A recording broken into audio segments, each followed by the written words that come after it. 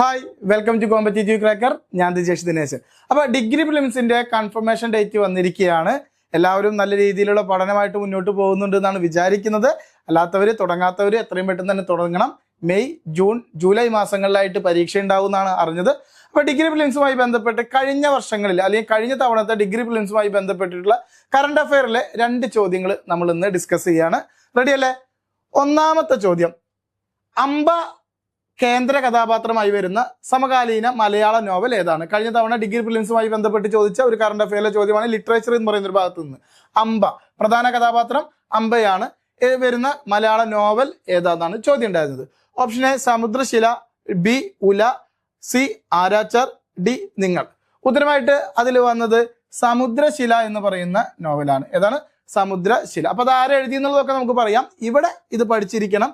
അമ്പ എന്ന കേന്ദ്ര കഥാപാത്രം ഏത് നോവലുമായി ബന്ധപ്പെട്ടിരിക്കുന്നു? ഏതാണ്? സമുദ്രശില. ഇനി നമുക്ക് അതിന്റെ ഡീറ്റെയിലേക്ക് പോവാം. നോവൽ ആയിരുന്നു അത്? ഏത് വിഭാഗത്തിൽ പെട്ടതാണെന്ന് ചോദിച്ചു കഴിഞ്ഞാൽ നോവലാണ് അല്ലെ. അപ്പൊ ഇപ്പോ ചില പരീക്ഷാ പേപ്പറുകളിൽ അല്ലെങ്കിൽ ക്വസ്റ്റ്യൻ പേപ്പറിൽ അങ്ങനത്തെ ചോദ്യങ്ങൾ കാണാറുണ്ട്. അതായത് ഒരു പേര് കൊടുത്തിട്ട് ഇത് ഏത് വിഭാഗത്തിൽ പെടുന്നു? ചെറുകഥയാണോ, ലേഖനമാണോ, നോവലാണോ, കവിതയാണോ എന്നൊക്കെ ചോദിക്കാറുണ്ട്. അപ്പൊ സമുദ്രശില എന്ന് പറയുന്നത് എന്താണ്? നോവലാണ്. പ്രധാന കഥാപാത്രം ആരാണ്? അമ്പയാണ് പ്രധാന കഥാപാത്രം. അത് രചിച്ചിരിക്കുന്നത് ആരാണ്? എല്ലാവർക്കും പ്രിയങ്കരനായ അല്ലെങ്കിൽ നമ്മൾ ഈ കാലഘട്ടത്തിൽ ഏറ്റവും പ്രധാനപ്പെട്ട എഴുത്തുകാരിൽ ഒരാളായ സുഭാഷ് ചന്ദ്രന്റെ കൃതിയാണ് ഏത്? അമ്പ കേന്ദ്ര കഥാപാത്രമായിട്ട് വരുന്ന സമുദ്രശില. അപ്പൊ ഈ എന്താ പറയാ, ഈ കഥയിൽ എന്താണ് പറഞ്ഞിരിക്കുന്നത് എന്നല്ലേ നോക്കുന്നത്. പുരാണ കഥാപാത്രമാണ് ആര്? അമ്പ എന്ന കഥാപാത്രത്തിന്റെ കരുത്തും പോരാട്ട വീര്യവും ആധുനിക കാലഘട്ടത്തിലെ ഒരു സ്ത്രീയിലൂടെ ആവിഷ്കരിക്കുന്ന നോവലാണിത്. സുഭാഷ് ചന്ദ്രന്റെ മനുഷ്യന് ഒരു ആമുഖം എന്ന വിഖ്യാത നോവലിന് ശേഷം വന്ന പ്രധാന കൃതിയാണ്. അപ്പൊ ഇവിടെ നമുക്ക് എന്തൊക്കെ പഠിക്കാനുണ്ട്? സുഭാഷ് ചന്ദ്രൻ എന്ന് കേട്ട് കഴിഞ്ഞാൽ ഏറ്റവും പ്രധാനമായിട്ട് നമ്മുടെ മനസ്സിലേക്ക് ഓർമ്മ വരുന്ന ഒരേ ഒരു നോവലാണ് ഏത്? മനുഷ്യന് ഒരു ആമുഖം. ഏതാണ്? മനുഷ്യന് ഒരു ആമുഖം. ഈ നോവലിന് ശേഷം അദ്ദേഹം എഴുതിയ ഏറ്റവും പ്രധാനപ്പെട്ടിട്ടുള്ള നോവലാണ് ഏത്? ഈ പറയുന്ന സമുദ്രശില. അതിലെ ഏറ്റവും പ്രധാനപ്പെട്ട കഥാപാത്രമാണ് അമ്പ എന്ന് പറയുന്നത്. ഒരു പുരാണ കഥാപാത്രമാണ്. അമ്പ, അംബിക, അംബാലിക എന്നൊക്കെ നമ്മൾ പുരാണങ്ങളിൽ കേട്ടിട്ടുണ്ട്.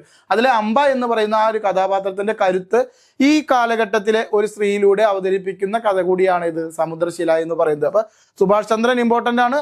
അതൊരു നോവലാണ്.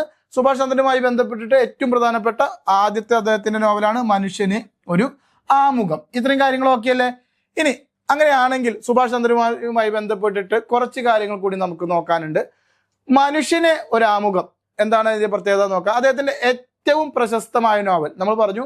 മനുഷ്യന് ഒരു ആമുഖം എന്ന നോവലിന്റെ പേരിലാണ് അദ്ദേഹം ശരിക്കും അറിയപ്പെടുന്നത് എന്ന് വരെ പറയാം. ഇപ്പൊ നമ്മൾ ഉദാഹരണത്തിന് പറയുകയാണെങ്കിൽ ആരാച്ചാർ എന്ന് കേട്ട് കഴിഞ്ഞാൽ KR മീര എന്ന് പറയുന്ന പോലെ തന്നെ മനുഷ്യനൊരു ആമുഖം എന്ന് കേട്ടാൽ ഉടനെ തന്നെ മനസ്സിലേക്ക് ഏതൊരാൾക്ക് എത്തുന്ന പേരാണ് ഇത്? സുഭാഷ് ചന്ദ്രൻ. ഓക്കെ. തച്ചനക്കര എന്ന ഒരു സാങ്കല്പിക ഗ്രാമത്തിന്റെ പശ്ചാത്തലത്തിൽ ജിതേന്ദ്രൻ, അപ്പൊ തച്ചനക്കര എന്ന് പറയുന്ന സാങ്കല്പിക ഗ്രാമം, ജിതേന്ദ്രൻ എന്ന കഥാപാത്രത്തിലൂടെ മനുഷ്യ ജീവിതത്തിന്റെ ആഴങ്ങൾ തേടുന്ന കൃതിയാണിത്. ഇതൊന്നുമല്ല ചോദ്യം വരാൻ സാധ്യത. തച്ചനക്കര എന്ന സാങ്കല്പിക ഗ്രാമത്തിന്റെ കഥ പറയുന്ന സുഭാഷ് ചന്ദ്രന്റെ കൃതി താഴെ പറയുന്നതിൽ ഏതാണ്? അല്ലെങ്കിൽ തച്ചനക്കര എന്ന സാങ്കല്പിക ഗ്രാമത്തിന്റെ കഥ പറയുന്ന ഈ കൃതി ആര് രചിച്ചതാണ്? അപ്പൊ നമുക്കിവിടെ പഠിക്കാനുള്ളത് തച്ചനക്കര എന്ന് പറയുന്ന ഒരു സാങ്കല്പിക ഗ്രാമമുണ്ട്. ഏറ്റവും പ്രധാനപ്പെട്ട കഥാപാത്രം മനുഷ്യനൊരു ആമുഖം എന്ന കൃതിയിലെ കഥാപാത്രം ജിതേന്ദ്രൻ. സമുദ്രശിലയാണെങ്കിൽ അതാരാണ്? അമ്പ. ഓക്കെ. അപ്പൊ അദ്ദേഹത്തിന്റെ ഏറ്റവും മികച്ച 2 കഥാപാത്രങ്ങൾ. ഇനി അദ്ദേഹം എഴുതിയ ചെറുകഥാ സമാഹാരങ്ങളുണ്ട്. അതിലെ ഏറ്റവും പ്രധാനപ്പെട്ടതാണ് ഘടികാരങ്ങൾ നിലയ്ക്കുന്ന സമയം. ഏതാണ്? അദ്ദേഹത്തിന്റെ ചെറുകഥാ സമാഹാരമാണ് ഘടികാരങ്ങൾ നിലയ്ക്കുന്ന സമയം. അതുപോലെ തന്നെ പറുദീസ നഷ്ടം, തൽപ്പം, വിഹിതം, ബ്ലഡി മേരി. ഇത്രയും ചെറുകഥാ സമാഹാരങ്ങൾ ആരുമായി ബന്ധപ്പെട്ടതാണ്? സുഭാഷ് ചന്ദ്രനുമായി ബന്ധപ്പെട്ടത്. അപ്പൊ കഴിഞ്ഞ പരീക്ഷകളിൽ കണ്ട ഒരു വ്യക്തിയാണ് സുഭാഷ് ചന്ദ്രൻ. അതുകൊണ്ട് തന്നെ നമുക്ക് പ്രീവിയസ് ക്വസ്റ്റ്യൻ പേപ്പർ പഠിക്കുക എന്ന ഭാഗത്ത് ഏറ്റവും പ്രധാനപ്പെട്ട് ഉൾപ്പെടുത്തേണ്ട ആള് തന്നെയാണ് ആര്? സുഭാഷ് ചന്ദ്രൻ. ചെറുകഥാ സമാഹാരങ്ങൾ ഏതൊക്കെയാണ്? ഘടികാരങ്ങൾ നിലയ്ക്കുന്ന സമയം, പറുദീസ നഷ്ടം, തൽപ്പം, വിഹിതം, ബ്ലഡി മേരി. ഇത്രയൊക്കെ അല്ലേ? ഇനി മറ്റു കൃതികൾ അദ്ദേഹവുമായി ബന്ധപ്പെട്ടത് മധ്യേ ഇങ്ങനെ, കാണുന്ന നേരത്ത്. ഇത് രണ്ടും എന്താണ്? ലേഖന സമാഹാരങ്ങളാണ്. മധ്യേ ഇങ്ങനെ, രണ്ടാമത്തെ കാണുന്ന നേരത്ത്. ഇത് രണ്ടും എന്താണ്? ലേഖന സമാഹാരങ്ങളാണ്. ഒരു ഓർമ്മക്കുറിപ്പുകളുണ്ട് അദ്ദേഹത്തിന്റെ. ഓർമ്മക്കുറിപ്പുകൾ ഏതാണ്? ദാസ് ക്യാപിറ്റൽ. അദ്ദേഹത്തിന്റെ ഓർമ്മക്കുറിപ്പാണ് ഏത്? ദാസ് ക്യാപിറ്റൽ. അപ്പൊ ഇത്രയും കാര്യങ്ങൾ നമ്മൾ സുഭാഷ് ചന്ദ്രനുമായി ബന്ധപ്പെട്ട് പഠിച്ചു. ഏറ്റവും മികച്ച 2 നോവലുകളാണ്. ഒന്ന് സമുദ്രശില, അംബ കഥാപാത്രം, മനുഷ്യനൊരാമുഖം, ജിതേന്ദ്രൻ കഥാപാത്രം. ഓക്കെ, ചെറുകഥകൾ പറഞ്ഞു, അതുപോലെ തന്നെ ഓർമ്മക്കുറിപ്പും പറഞ്ഞു. ഇനി അദ്ദേഹവുമായി ബന്ധപ്പെട്ട് അദ്ദേഹത്തിന് ലഭിച്ച കുറച്ച് പുരസ്കാരങ്ങൾ നമുക്ക് നോക്കാനുണ്ട്. ഓക്കെ, പുരസ്കാരങ്ങൾ നോക്കാം. ഒരു പ്രത്യേകത അദ്ദേഹത്തിന് മാത്രം അവകാശപ്പെടാവുന്നതാണ്. ഒരു എഴുത്തുകാരന്റെ ആദ്യ കഥാസമാഹാരത്തിനും ആദ്യ നോവലിനും കേരള സാഹിത്യ അക്കാദമി അവാർഡ് ലഭിച്ചു എന്ന അപൂർവ നേട്ടം ആർക്ക് സ്വന്തമാണ്? സുഭാഷ് ചന്ദ്രന് സ്വന്തമാണ്. എന്തൊക്കെയാണ്? ആദ്യ കഥാസമാഹാരത്തിനും കേരള സാഹിത്യ അക്കാദമി അവാർഡ് ഉണ്ട്, ആദ്യത്തെ നോവലിനും കേരള സാഹിത്യ അക്കാദമി അവാർഡ് ഉണ്ട്. അങ്ങനെ ലഭിക്കുന്ന ആ അപൂർവ നേട്ടം വരിക്കുന്ന ആദ്യത്തെ വ്യക്തി അല്ലെങ്കിൽ ഒരേ ഒരു വ്യക്തിയാണ് ആരെന്ന് പറയുന്നത്? സുഭാഷ് ചന്ദ്രൻ എന്ന് പറയുന്നത്. കേന്ദ്ര സാഹിത്യ അക്കാദമി അവാർഡ് അദ്ദേഹത്തിന് ലഭിച്ചിട്ടുണ്ട്. കേന്ദ്ര സാഹിത്യ അക്കാദമി അവാർഡ് 2014 അദ്ദേഹത്തിന് ലഭിക്കുന്നത്. മനുഷ്യന് ഒരു ആമുഖം കൃതി ഏതാണ്? മനുഷ്യന് ഒരു ആമുഖം 2014 സുഭാഷ് ചന്ദ്രന് എന്ത് ലഭിച്ചു? സുഭാഷ് ചന്ദ്രന് കേന്ദ്ര സാഹിത്യ അക്കാദമി അവാർഡ് ലഭിക്കുന്നത് ഏതിലാണ്? മനുഷ്യന് ഒരാമുഖം 2014 അദ്ദേഹത്തിന് വയലാർ അവാർഡ് ലഭിച്ചു തൊട്ടടുത്ത വർഷം തന്നെ 2015. കൃതി ഏത് തന്നെയാണ്? മനുഷ്യന് ഒരാമുഖം. 2014 കേന്ദ്ര സാഹിത്യ അക്കാദമി അവാർഡ്, 2015 വയലാർ അവാർഡ്. കൃതി ഏത് തന്നെയാണ്? കൃതി മനുഷ്യന് ഒരാമുഖം. ഓക്കെ അല്ലേ? ശരി, ഇനി ഇതുമ്മ കഴിഞ്ഞിട്ടില്ല കേട്ടോ, ഇത് കഴിഞ്ഞിട്ടില്ല. കേരള സാഹിത്യ അക്കാദമി അവാർഡ് ലഭിച്ചിട്ടുണ്ട്. ഏതാണ്? കേരള സാഹിത്യ അക്കാദമി അവാർഡ്. ചെറുകഥാ സമാഹാരം അല്ലെ? ഏതാണ്? 2001 എഴുതിയ ഘടികാരങ്ങൾ നിലയ്ക്കുന്ന സമയം. ഏതാണ്? ഘടികാരങ്ങൾ നിലയ്ക്കുന്ന സമയം. 2001 അദ്ദേഹത്തിന് എന്ത് ലഭിച്ചു? കേരള സാഹിത്യ അക്കാദമി അവാർഡ് ലഭിച്ചു.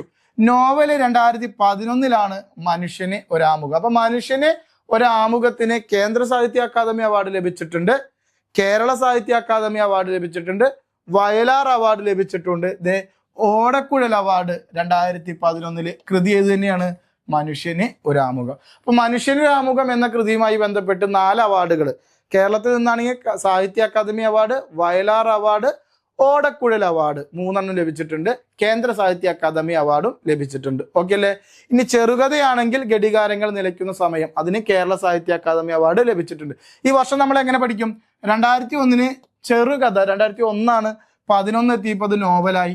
അപ്പൊ വർഷം പഠിക്കാൻ ബുദ്ധിമുട്ടില്ല. 2001 ചെറുതല്ലേ, 1 ചെറുതാണ്, അപ്പൊ ചെറുകഥ.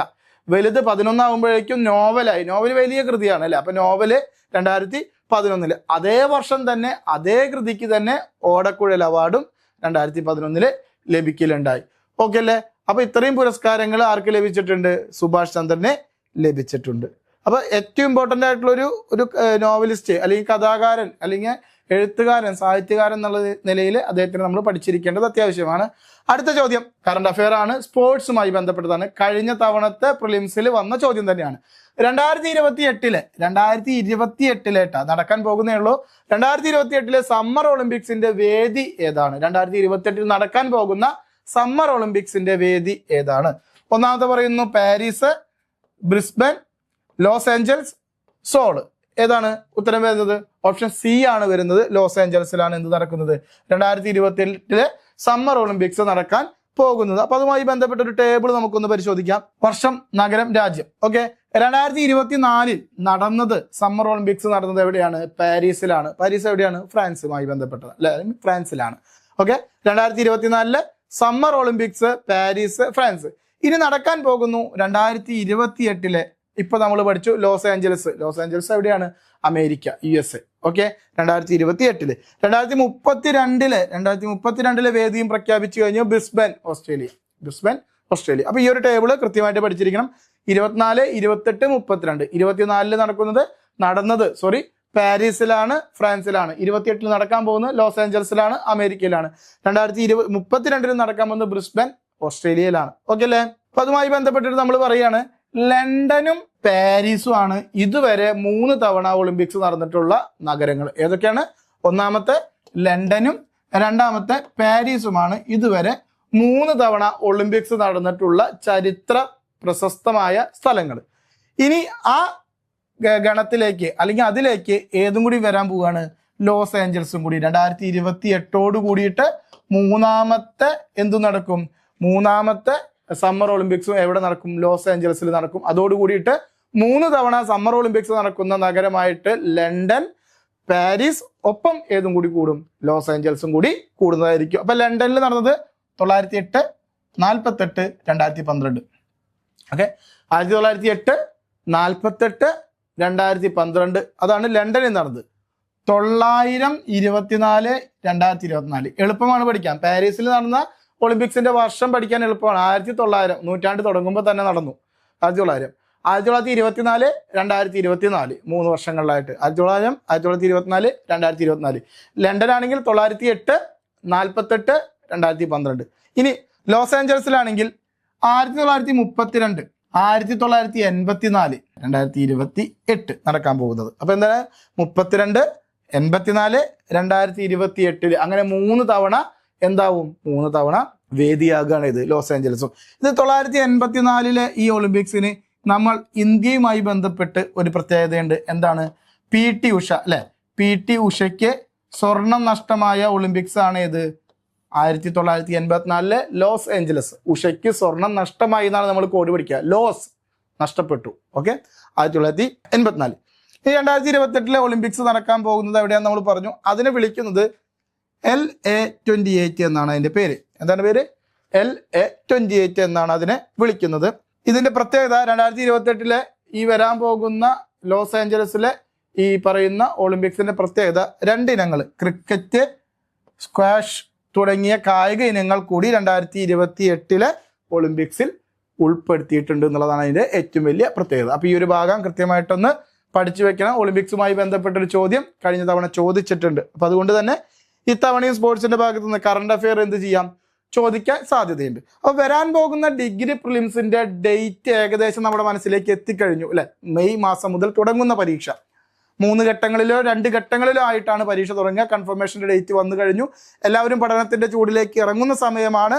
ദെൻ നിങ്ങൾക്ക് വേണ്ടിയിട്ട് ഇതാ CC കോമ്പറ്റേറ്റീവ് ക്രാക്കർ ഒരു പുതിയ ബാച്ചിന്റെ പേര് മിറാക്കിൾ ബാച്ച് എന്നാണ്. മിറാക്കിൾ ബാച്ചിൽ അപ്പൊ ഒരു അത്ഭുതം സൃഷ്ടിക്കാനുള്ള ആ ഒരു തീരുമാനത്തിൽ തന്നെയാണ് CC. അതായത് ഇനിയും പഠനം തുടങ്ങിയിട്ടില്ലാത്തവരാണ് നിങ്ങളെങ്കിൽ, അല്ലെങ്കിൽ ഡിഗ്രി പ്രിലിംസ് എങ്ങനെയെങ്കിലും കടന്നു കിട്ടാൻ വേണ്ടിയിട്ടുള്ള ഒരു തിടുക്കത്തിലുള്ള പഠനത്തിൽ ഉൾപ്പെട്ടവരാണെങ്കിൽ നിങ്ങൾക്ക് വേണ്ടിയിട്ട് ഈ ബാച്ച് ഞങ്ങളിതാ തരികയാണ്. എത്രയും പെട്ടെന്ന് ബാച്ചിൽ ജോയിൻ ചെയ്യുക. നമ്മളെ സംബന്ധിച്ചിടത്തോളം ഡിഗ്രി പ്രിലിംസ് എന്ന് പറയുന്നത് ഒരു മാക്സിമം മാർക്ക് സ്കോർ ചെയ്യുക എന്നുള്ളതല്ല ഉദ്ദേശിക്കുന്നത്. കട്ട് ഓഫ് കടന്ന് പ്രിലിംസ് പാസ്സാവുക, ഇത്രയാണ് നമ്മുടെ ഉദ്ദേശം അല്ലെ.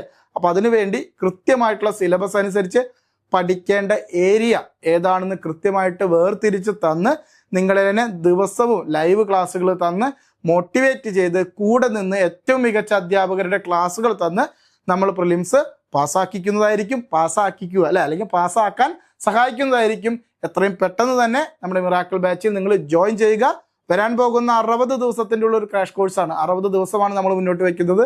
60 ദിവസം കൊണ്ട് മാക്സിമം പ്രീവിയസ് ക്വസ്റ്റ്യൻ പേപ്പറും മാക്സിമം ഇമ്പോർട്ടൻ്റ് ആയിട്ടുള്ള ഏരിയയും നമ്മൾ കവർ ചെയ്യുന്നതായിരിക്കും. എത്രയും പെട്ടെന്ന് ഈ നമ്പറുമായി കോൺടാക്ട് ചെയ്ത് നിങ്ങളെ ബാച്ചിൽ ജോയിൻ ചെയ്യുക. വരാൻ പോകുന്ന ഡിഗ്രി പ്രിലിംസ് നമുക്ക് ഒരുമിച്ച് നേടിയെടുക്കാം. അപ്പോൾ ഡിഗ്രി പ്രിലിംസുമായി ബന്ധപ്പെട്ട് ഏറ്റവും ഇമ്പോർട്ടൻ്റ് ആയിട്ടുള്ള ഇത്തരം ചോദ്യങ്ങളുമായിട്ട് അടുത്ത വീഡിയോസിൽ കാണാം. Okay, by.